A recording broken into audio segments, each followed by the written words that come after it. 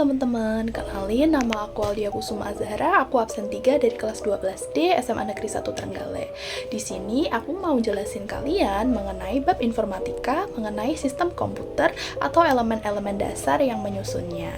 Nah, simak penjelasan aku ke depannya ya, karena ini akan menjadi konsep penting untuk kita mempelajari sistem komputer ke depannya. Nah, jadi di dalam sistem komputer itu ada 3 komponen penting.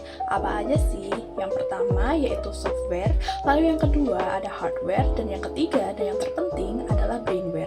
Apa sih ketiga sistem komputer ini tuh?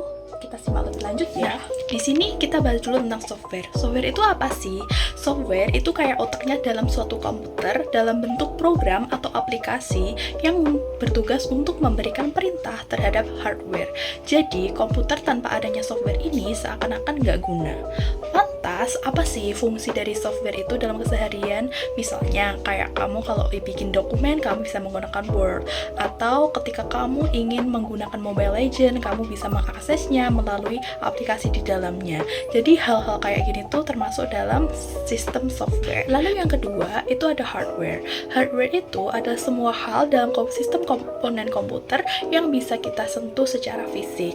Kalau software itu tuh ibaratnya kayak otaknya, sedangkan untuk hardware itu seakan tubuh komputer. Apa saja sih contohnya? Misalkan kayak monitor, keyboard, mouse, printer, kabel charger, dan semua yang bisa kita sentuh secara fisik itu termasuk ke dalam hardware. Nah, memasuki yang ketiga yaitu mengenai brainware. Brainware itu adalah orang atau aktor yang mengoperasikan dan memanfaatkan komputer itu sendiri. Jadi, komputer itu tanpa adanya brainware pun nggak akan ada gunanya karena nggak ada orang yang akan menggunakan atau mengutilisasikannya.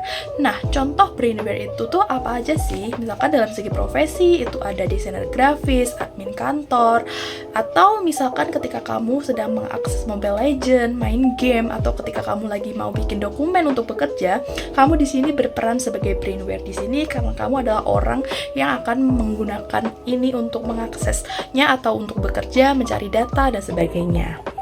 Nah, jadi dari ketiga hal tersebut apa sih intinya? Software itu tuh kayak programnya, dan brainware itu tuh sebagai manusianya, sedangkan hardware adalah alat untuk kamu mengoperasikan ketiga-tiganya.